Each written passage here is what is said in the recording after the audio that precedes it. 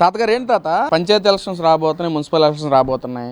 మరి ఈ రోజు జగన్మోహన్ రెడ్డి గారు మాట్లాడుతూ ఉన్నారు. వైసీపీ నాయకులు ప్రతి ఒక్కరు కూడా యుద్ధం చేయడానికి సిద్ధం కండి, వీళ్ళు కూటమి ప్రభుత్వ నాయకులు అధికారంలో ఉన్నారు, అధికార దాహం కోసం ఎంతకైనా తెగిస్తారు, నీచంగా ప్రవర్తిస్తారని చెప్పి మాట్లాడుతున్నారు. ఏంటి అసలు దాని మీద మీ ఒపీనియన్ ఏంటి? దాని మీద నేను చెప్పేది ఏనండి, ఎలక్షన్ అనేది అందరికీ మామూలే. ఇది మన స్వతంత్ర భారతదేశంలో లౌకిక రాజ్యాన్ని ఎలక్షన్ ద్వారా వస్తుంది. నువ్వు శుభ్రంగా ఎలక్షన్లో నుంచుని నీ మంచిని తెలుపుకుని గెలుచుకోవచ్చు, తప్పే ఉంది దాంట్లో. నువ్వు గెలుచుకోలేక ఇంటికి పోయింది అది. మరి నువ్వేదో ఆలోచన పెట్టుకున్నావు, నీ ఆలోచన నీదే, వాళ్ళ ఆలోచన వాళ్ళదే.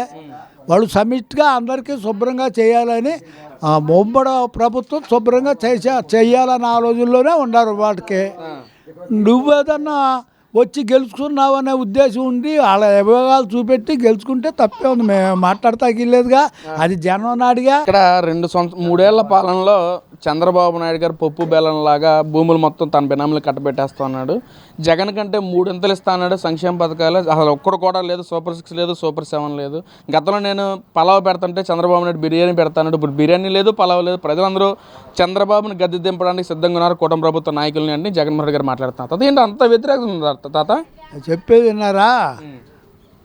ప్రతిపక్షం ఎప్పుడు కూడా అదే అనుకుంటాయి. వీళ్ళేమో మేము పైరాటి ప్రకారంగా మన రాష్ట్రాన్ని ఏ విధంగా బాగు చేయాలన్న ఆలోచనలో వస్తున్నారు వీళ్ళు. దాన్ని కూడా ఆలోచన చూసి వాళ్ళు చేసిన పని కూడా అక్కడ వాడు చెప్పాలి. జగన్మోహన్ రెడ్డి వాళ్ళు చేసిందేంటి, నువ్వు చేసిందేంటి అన్నది కూడా చెప్పాలి. అప్పుడు నువ్వు నాయకుడు అవుతావు. కానీ నువ్వే చేశానని చెప్పుకుంటా పోతే ఎంతసేపు తిండి తింటారన్న ఉద్దేశమే. కానీ మీది ప్రభుత్వాన్ని ఏం చేసిందని నిలది, నువ్వు చేసిందంటో చెప్పు, అప్పుడు జనం ఒప్పుకుంటారు. కానీ నువ్వు గెలుచుకుంటావు అనుకో, గెలుచుకో, తప్పే ఉందంట. ఇది మా రాజకీయం స్వతంత్ర భారతదేశంలో ఓటు హక్కు ద్వారా గెలుచుకోబోనే ఉంది, అంతేగాని తిట్టుకుని కొట్టుకుని చేశారు. స్వతంత్ర భారతదేశంలో అసెంబ్లీ స్థానాల్లో జగన్మోహన్ ఎమ్మెల్యేకి గెలిచారు. మరి ఎమ్మెల్యేగా అయ్యుండి మరి అసెంబ్లీకి ఎందుకు రావట్లేదు తాత? నాకు చాలదా అన్నాడుగా ఆయన. ఇప్పుడు నువ్వు చాలనప్పుడు నువ్వు అవన్నీ ఎత్తుక్కుంటాం తప్పు. వాళ్ళని అసలు అడగొద్దు. నువ్వు అసెంబ్లీకి వెళ్ళి అడగవయ్యా. ఇదేంటయ్యా, నీకు ఏదన్నా సమస్య ఉంటే ఒక్కడు ఉండా మాట్లాడచ్చు. మన భారత రాజ్యాంగంలో ఎవడైనా మాట్లాడుకోవచ్చు. నువ్వు వెళ్ళి అడుగు, ఈ తప్పు జరుగుతుందో, ఈ తప్పుని దిద్దుకొని నేను చెప్పు. వాళ్ళు సాగిపోయినంత వరకే దిద్దుకుంటారో లేదో అన్నది తర్వాత జనం చూసుకుంటారు. కనుక నువ్వు అందే మనగాడు అనుకోవద్దు, 2 పక్కల చెప్పు. నువ్వు రాగడ చేసింది ఏంటి? ఇవాళ చల్లగా దిద్దుకుంటా వస్తున్నారు. మరి ఎన్ని దిద్దుకుంటూ వచ్చేటప్పుడు కొద్దిగా ఆచం పట్టొచ్చు ఎత్తారికి. మనం ఇవ్వాలి, తినాలని ఆలోచన ఇవ్వాలి, అంత జనమేమి లేరు. కానీ నువ్వు నేర్పకూడదు, అసుంటివి నేర్పేసావు. అయినా ఇబ్బంది లేదు, వాళ్ళకి చేయాల్సిందంతా చేస్తాను ఉన్నాడు. కానీ రేపు పొద్దున్న ఎలక్షన్ అంటావా, తప్పే ఉంది, గెలుచుకో. స్థానిక సంస్థల్లో గెలుచుకోవా, చెప్పు. నువ్వు చేసింది వాళ్ళు చేసింది 2 చెప్పు. గతంలో ఎలాంటి సిచ్యువేషన్ ఉంది తాత? స్థానిక ఎలక్షన్స్లో జగన్మోహన్ హయాంలో ఎలాంటి సిచ్యువేషన్ ఉంది? అసలు ఎవరికి పరిస్థితి ఉంది? సామాన్య ఎలక్షన్స్ వచ్చినప్పుడు ప్రతిపక్ష ఓటేస్తా అంటే నామినేషన్ వేయడానికి ప్రక్రియ ఉంటుంది కదా, ఆ టైంలో ఎలాంటి పరిస్థితి జరిగింది? అసలు నామినేషన్ కూడా వేస్తారో లేదో అని భయంతోనే కొంతమంది అనుకున్న పరిస్థితి వచ్చింది జగన్ హయాంలో. ఇవాళ అందరూ నామినేషన్ వేయొచ్చు, చేయొచ్చు, ఫ్రీగా దారి వదిలేశారు ఇవాళ. మరి నువ్వు ఉన్నప్పుడు అక్కడ చేసావా? రాక్షస పాలన చేసావు కనుక నువ్వు ఇంటికి పోయావు, అంతే. ఎక్కువ మాట్లాడేదనుకో ఇబ్బందులు వస్తాయి. కనుక నువ్వెప్పుడు కూడా ప్రజాస్వామ్య రాజ్యంగా ఈ ఆంధ్ర రాష్ట్రాన్ని నడపలా. ఒక రావణ రాజ్యమో ఒక రాక్షస రాజ్యమో చేసావు. ఇప్పుడు నేను నా కనీసం నేను నామినేషన్ వెళ్తా కాడ వీళ్ళని పరిస్థితి కాడ ఉందండి ఈ గవర్నమెంట్లో. నేను ఎందుకు నామినేషన్ వేయకూడదు అనేది నీకుందా, నాకుందా? నాకుందా అని నేను వెళ్తుంటే నువ్వు అడ్డగిచ్చి పారదిగావు. అవసరం వస్తే పోలీసులు తీసుకొని తోల్చి పారేసావు. మరి నువ్వు చేసిన పని అంటే అది మంచిదా? అందుకనే 152 7కి 11 సీట్లు అయ్యాడు. సరే మళ్ళీ ఎట్టాగే వాక్కుంటూ ఉంటాడు, మళ్ళీ ఏమీ రావు. ఎంత జరుగుతున్నా సరే ప్రజలు ఎవరి పాలన బాగుందో గమనిస్తూ ఉన్నారు. గత 5 ఏళ్ల పాలనకి ఇప్పుడు కూటమి ప్రభుత్వం 3 సంవత్సరాల పాలన కంపేర్ చేసుకుంటూ ఉన్నారు. ఎందుకంటే జగన్మోహన్ రెడ్డి సుపరిపాలన అందించాడు కాబట్టి ప్రజలందరికీ తెలుసు. రేపు స్వాతంత్ర పంచాయతీ ఎలక్షన్స్లో, మున్సిపల్ ఎలక్షన్స్లో ఖచ్చితంగా బుద్ధి చెప్తారు చంద్రబాబుకి కానీ, పవన్ కళ్యాణ్ కానీ, కూటమి ప్రభుత్వ నాయకులకి అంటారు జగన్మోహన్ రెడ్డి గారు. ఏం బాబాయ్? అయ్యి ఆయన ఊహాగానాలు తప్ప ఆయన కళ్ళు అప్పుడప్పుడు కళ్ళు వస్తాయి ఆయనకి. అప్పుడప్పుడు జగన్మోహన్ రెడ్డి గారికి కళ్ళు వస్తాయి. ఆ కళ్ళు వచ్చిన కళ్ళనే ఈయన అనుకుంటాడు. అయితే రేపొద్దున మళ్ళా నీకు వైఎస్ఆర్కి మళ్ళీ అదే గతి తప్ప నీకేమీ రావు. అయితే వస్తాయని నీ కళ్ళగాల్లోని మనం చేస్తాం. నీ కల్లో కన్నావా, నా కల్లో లేదుగా. కనుక ఎప్పుడూ అది అనుకోవద్దు. అయ్యా అసలు ఆయనకి రాజకీయమే తెలవదని లోగడ చెప్పే ఉన్నాను నేను. మరి ఇప్పుడు 11 సీట్లు అయ్యారు. ఎందుకనంటే జనం మనం చేసేది ఏముందా? అట్టాగే మళ్ళీ అంతే.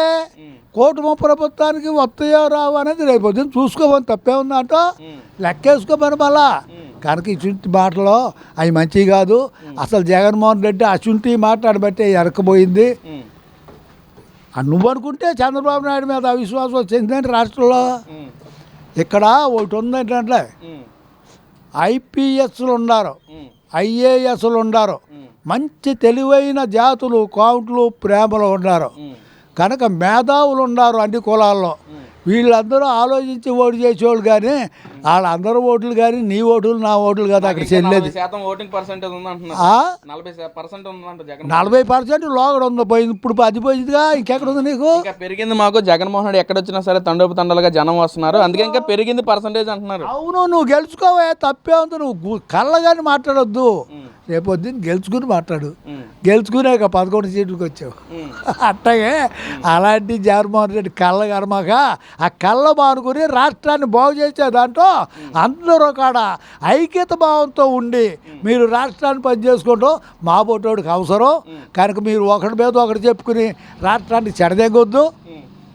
రాష్ట్రాన్ని బాగు చేసే రాష్ట్రాన్ని కాడ మళ్ళీ వెనక కొట్టొద్దు. ఆ మధ్యన అన్నాళ్లే మళ్ళా బందర్ అసెంబ్లీ అయితే బాగుంటుంది ఏంటని. ఆయన అమౌంట్లో బందర్ అసెంబ్లీ అలా ఇప్పుడు అంటున్నాడట బందర్ అసెంబ్లీ. తాత మరి 3 సంవత్సరాలు అయింది మరి పరిపాలన, కూటమి ప్రభుత్వం ఉంది. ఇటు పక్కన కూటమిలో జనసేన ఉంది, టీడీపీ ఉంది, బీజేపీ ఉంది. మరి ఎలా ఉంది తాత ఇక్కడ ఓవరాల్గా ముగ్గురు నాయకుల పరితీరు ఏంటి అసలు? చెప్పేది ఇంటే నేను చెప్తా ఖచ్చితంగా. గ్రామీణ అంటే అందరికి పనికొచ్చేదే, పంచాయతీరాజ్ అంటే జనం అందరికి పనికొచ్చేదే. ఆయన పవన్ కళ్యాణ్ గారు తీసుకున్నంత జనానికి పనికొచ్చే శాఖలే తీసుకున్నాడు. ఎక్కడ ఏ లోటు అయిందో జగన్మోహన్ రెడ్డి ఎవరిచ్చి చెప్పను. ఆయన కాగితం నాకు ఇమ్మను, నేను కౌంటర్ ఇస్తాను, నాకు సమాధానం చెప్పాను. అంటే పంచాయతీరాజ్ శాఖలు చూసుకుంటే గతంలోనే బాగుంది, పవన్ కళ్యాణ్ తీసుకున్న తర్వాత హస్తం మొత్తం వ్యవస్థ మొత్తం నాశనం అయిపోయింది అంటున్నారు స్వామి. అది జనం చెప్పుకుంటున్నారో ఇవాళ చెప్పుకుంటారో. గ్రామీణ అంటే ఏంటి?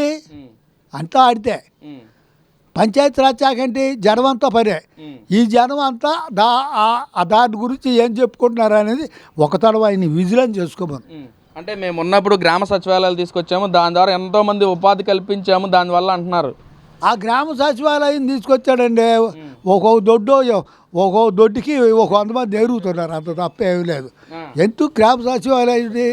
ప్రతి ఒక్కడికి గ్రామాల్లో సౌకర్యం అందాలి. అందుకనే చెప్పేది ఏంటంటే ప్రతిదీ కాడ చక్కగా పెద్ద మనిషిలాగా ఆలోచించి నువ్వు చక్కగా కౌంటర్ అయ్యి అప్పుడు ఈనేవాడికి ఇనసొంపు అవుతుంది. జగన్మోహన్ రెడ్డి గారు మంచి కౌంటర్ వేసాడు అని చెప్పుకుంటారు. కనుక కళ్ళ కానీ నిద్రపోతా కళ్ళన్నీ చెప్పుకుంటే ఆ కళ్ళ మా కళ్ళలోకి రావాలిగా, ఆ కళ్ళలో మాకు రావాలిగా. అనవసరమైన మాటలు ఇవి. ఈసారి గట్టి తీర్పిస్తా అంటున్నారు జగన్మోహన్ రెడ్డి గారు. తీర్పిస్తే గెలుచుకోవా? నీకు తీర్పిచ్చాడనేది నువ్వు అనుకుంటున్నావు. నువ్వు కళ్ళ నీకు రాదు, నువ్వు గెలవు, గెలిస్తే చూసుకో అంతే.